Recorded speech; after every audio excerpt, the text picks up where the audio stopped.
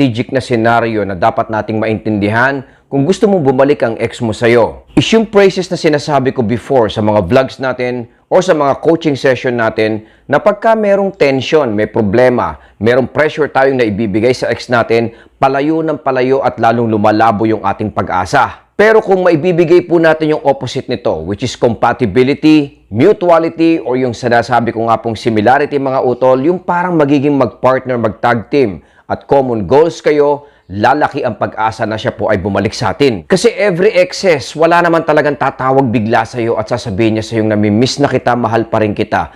Most probably mga utol, ito po ay nangyayari. Pero hindi po dyan nagkakabalikan. Parating naghahanap nga po ng flow or positive connection ang kahit sino. At ang bagong paliwanag at teknik na to ang pag-uusapan natin sa araw na to. Pero kung bago ko po kayong bisita dito po sa ating channel, wag na wag po nating kalimutang mag-subscribe. And syempre po, paki-like na rin po at paki-hit nyo na rin po yung notification bell. Dahil halos araw-araw naman po mga kapapong, tayo po ay nag-upload, nagbibigay po tayo ng tulong sa mga kaibigan po natin na naghahanap po ng sagot tungkol sa problemang relasyon. Madalas natin binabanggit na yung mga no contact, na kung halimbawang bibigyan mo muna ng distance yung ex mo, ay siguradong magkakaroon ng clarity in a possible way na kayo nga po ay magkabalikan. An opportunity para ma-detox muna at luminis muna yung mga toxic or pressure na nafe-feel nyo sa bawat isa. Also, an effective way as well para magkaroon kayo ng reflection, para ma-reset din ang relationship, at para ma-figure out nyo muna kung ano talaga yung problema. Ito po kasi ang dynamics ng breakup mga utol. Pagka kayo po ay nagkakahiwalay, dumadami yung mga problema imbis na ito po ay nababawasan. The more na kayo po ay nagpapaliwanag sa isa't isa, ito po ay nadadagdagan. Because of the natural effect na the more you stay trying to fix the problem mga utol, hindi po ito mangyayari. Based on my experience, pagkatipong parang nag-uusap kayo at inaayos nyo ito mga utol, aabutin kayo ng ilang buwan, ilang taon, or ilang dekada, pero hindi nyo po ito masosolve because of pride, because of ego. Dahil ang bawat isa, gusto niya ma-validate ang feelings niya eh. Pagka nararamdaman naman ng isa na nai-invalidate siya mga utol, lalo siyang tumatapang, lalo siyang nagagalit. Dahil ang gusto natin, i-acknowledge yung nararamdaman natin. Oo, nandun yung feelings, nandun yung part na mamimiss mo ang ex mo, pero hindi ka pa rin babalik hanggat hindi mo ina-acknowledge ang point ng bawat isa. Yan ang pinakamalaking conflict ng isang breakup mga utol. Kaya nga pinaghihiwalay, pinaglalayo muna dahil kung kayo po ay patuloy na mag-uusap ay siguradong magsasabong kayong dalawa. Kaya instead na makipag-angasan, makipagyabangan, makipag-away or makipag-argue tayo sa mga ex natin mga utol, paniniwalain at ipaparamdam natin sa ex natin na ang breakup na mangyayari ay itutuloy pa rin. Pero hindi yung breakup kung saan napakaraming negativity mga utol. Paliliwanag natin, ipaparamdam natin na ang breakup na mangyayari is a clean-up breakup, aka resolution breakup mga kapatid. Dito papasok yung parating kong sinasabi na pagka parehas kayo na nafe-feel, same page at with a common goal mga utol, mas gagaang ang pakiramdam ng ex mo sa'yo. He or she will feel validated at siguradong magiging positibo ang pananaw. Yung perception nyo sa'yo mga utol na magagalit, yung perception nyo sa'yo na negative ay siguradong magiging biglang positive. Halimbawa, ang gagawin mo tong parang clean up breakup o resolution breakup is parang iseset mo muna yung kanyang mood at ipaporma nga po yung situation for a potential reunion pagdating po ng oras. Kasi bukod dun sa sinasabi nga po nating similarity na mafe-feel ng ex mo, magkakaroon kayo ng parang open and positive communication na sigurado kung tatanim sa isip niya. He or she will feel validated, he or she will feel the calmness. Kasi clean up breakup will allow both side mga utol para hanapin muna ang bawat isa para maintindihan na kailangan nating mag-grow. At ang pinaka-the best nito, habang kayo po ay hiwalay, naka-preserve yung positive na pananaw nyo sa isa't isa. Ito po ay napakalalim mga utol, pero ito po yung madalas na nakakalimutan natin during breakup. Dahil ang pakiramdam natin, nawasak ng lahat. Tayo po ay nasaktan. Bakit ginagawa niya to? Sinira na ang lahat. Pero hindi po natin na-employ yung positive foundation kung saan pwedeng magkaroon ng pagkakataon na ma-realize niya lahat. Kasi kung puro negative ang binabato natin mga utol, kahit ma-realize ng ex mo, kahit may feelings pa rin yan, pipiliin pa rin niyang wag nang bumalik. Kaya kung halimbawang ipaparamdam mo na ito po ay clean up lang, At sinasabi nga po natin na resolution breakup mga utol. Mararamdaman niya na nagiiwan ka ng bakas kung saan ito po ay positive. Tatandaan po niya yan mga utol. Itatanim po niya yan sa kanyang puso. While you are giving them the freedom na gusto niya. Kasi doon siya magiging contagious eh. Doon niya maiisip na, okay, baka ito ang tamang paraan para sa amin. Baka ito nga ang tamang solusyon para matapos na ang lahat. Kasi hindi mo kayang isolve yan mga utol. Sabi ko nga po sa iyo, kung ang problema mo ngayon ay ganito, bukas madadagdagan yan. The following day, mga utol, may bagong issue na naman kayo. Kasi hindi lang naman yan isa eh. Lagpas 10 ang problema na yan. Pero kung halimbawa iisa-isahin mo, lalo lang po kayong lalaki at lalo lang po kayong mag-aaway. The best solution dyan, mga utol, sinasabi ko nga po parati, is ibigay mo sa kanya yung breakup. At iparamdam mo sa kanya na ito po ay resolution breakup, mga kapatid.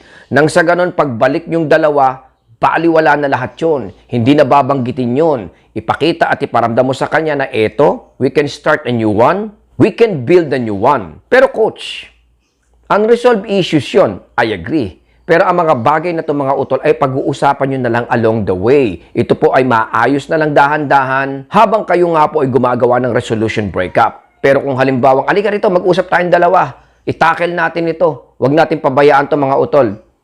Hindi po gagaling, hindi nyo po maiintindihan ng isa't isa at lalo lang pong lalala ito mga kapapong. By making your ex feel na ito po ay clean up breakup, lilinisin lang mga utol, ay dito nyo po personally and naturally makikita yung mga qualities kung saan kayo po ay na-in-love sa isa't isa. Proven and tested na yan mga kapatid sa mga nakakausap ko sa mga coaching session kung saan pag kayo po ay pinaghiwalay, dun mo mas lalong naiintindihan kung paano mo siya minahal. Okay, sa una, nandun yung mga negative at mga katanungan na sinasabi mo sa sarili mo na, bakit niya nagawa sa akin to kapapong?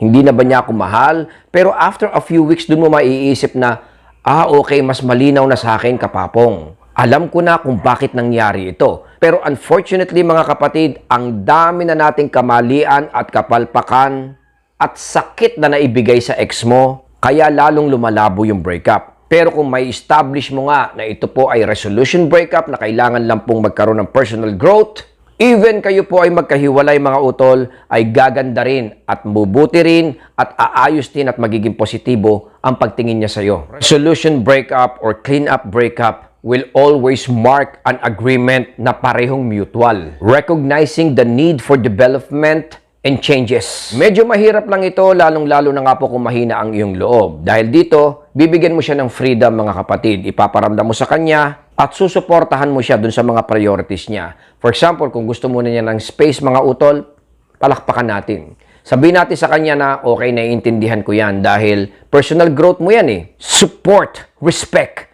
understanding ang dapat nating iparamdam sa kanya mga utol. Dahil dito niya maiintindihan yung sinasabi ko na ito po ay resolution. Opo, sa una hindi niya magigets niya. Nangiisipin niya, ayoko ng ganyan. In their mind, of course, sasabihin nila na gusto ko hiwalay na tayo. Dala lang po ito ng emotions at frustrations. Pero pagka nakita po niya na kayo po ay bumubuti at maayos naman po ang pakikitungo sa breakup, magiging contagious yun. Dahil syempre yung love, care, at memories ninyong dalawa, hindi naman talaga lalabas yan during the time na kayo po ay nagkakaroon ng arguments or nagkakagulo sa breakup. Ito po ay mangyayari pagkatapos po ng ilang linggo, ilang araw, o ilang buwan na kayo po ay nananahimik sa kanya mga utol. Dahil ito po ay pagbibigay ng respeto. Natural, marirekindle yung feelings ng ex mo kahit nga po kayo po ay natutulog lang at walang ginagawa. It's a joint decision na tinatawag, mutuality, kung saan mararamdaman niya yung shared respect and understanding sa bawat isa. Kung magagawa mo ito mga utol, number one na mafe-feel ng ex mo, na yung breakup nyo ay pansamantala. It is a temporary breakup na naturally marirealize niya na ito po ay resetting. Alam natin na hindi naman natin kailangan sabihin sa kanya yan mga utol. Pero ito po by nature, ang biglang mararamdaman ng kahit sinong ex kung pinaramdam at pinaintindi mo lang sa kanya na kailangan lang ng personal growth, kailangan ng pagbabago. Kapapong, mag-usap tayo. Hindi mo naman kailangan magpanik. Hindi mo naman kailangan iparamdam sa kanya or awayin siya or makipag-argument or even mag-explain. Pagka halimbawang pinaramdam mo sa kanya na, okay, naiintindihan ko mabuti ito mga utol, kailangan respetuhin ko yan, magkakaroon agad siya ng clarity. Sa pag-alis mo, sa paglayo mo, o sa pagbitaw mo sa kanya, pagpapaubaya mo sa kanya mga utol, ay dun yan naturally maiintindihan ang pagkatao mo at maturity mo to handle the breakup. Tandaan natin na ang breakup na to mga utol, huwag kang magpanik. Palitan mo yung mga negative na yan. Iparamdam mo sa kanya at i-observe mo na ito po ay senaryo kung saan dapat magkaroon ng personal growth, freedom, respect, and development. Pag ito po ang naramdaman ng ex mo, lalabas at mafe-feel niya na ang breakup ay temporary lang. Iparamdam mo sa kanya na kailangan nyo maghiwalay muna to reassess at ayusin muna ang pagkatao ng bawat isa. To address specific negative issues sa bawat isa mga utol, mula sa iyo at ganun din sa kanya. Kasi yan naman po talaga ang dynamics ng breakup eh. Even yung mga kakilala natin, mga narinig nating story mga utol, lahat po yan ay nagkaroon muna ng personal growth. Kaya po sila naging successful. Nagkaroon ng reunion sometime in the future. Lahat po kasi ng mga bagay na hindi pinipilit, yun yung mga magaganda at positive na outcome. Kaya kadalasan pag ang breakup may mahaba, much better po yan. Kadalasan pagka sinasabi nga na, Coach Papong, bakit parang okay na ako ngayon? Hindi ko na nararamdaman yung sakit at parang kaya ko nang i-handle ang breakup. Much better din po yan, kapapong. Sa mga ganitong pagkakataon at feelings, hindi tayo dapat matakot. Dahil ibig sabihin po nito, tayo po ay nahihil at bumubuti. Ganyan din po ang pwedeng ma-feel ng ex mo mga utol, kaya lumalaki yung pag-asa at pagkakataon na kayo po ay magkaayos. Dahil dito along the way, mararamdaman ng ex mo na gumagawa lang po tayo ng resolution na ang breakup nga po ay pansamantala lang. It's all about self-reflection. Pag ito po ay na-feel ng ex mo kung saan kayo nga po ay nagpapaubaya sa kanya in a positive way mga utol, mas lalong babalik ang ex mo. Kesa yung hinahabol natin siya, pinipilit natin siya, pinapaliwanagan natin siya at nakikipag-argue tayo. Trying to make them feel na tayo po ang tama. In psychology, hindi po ito ang paraan. Hindi po natin magagawang maibalik ang ex natin mga utol kung pipilitin at parang ipaglalaban natin siya. Maraming salamat po. I hope na nakatulong tayo today mga utol. Patuloy nating bantayan at syempre po alagaan po natin ang ating pamilya. Be safe po. God bless. Maraming salamat po. Papong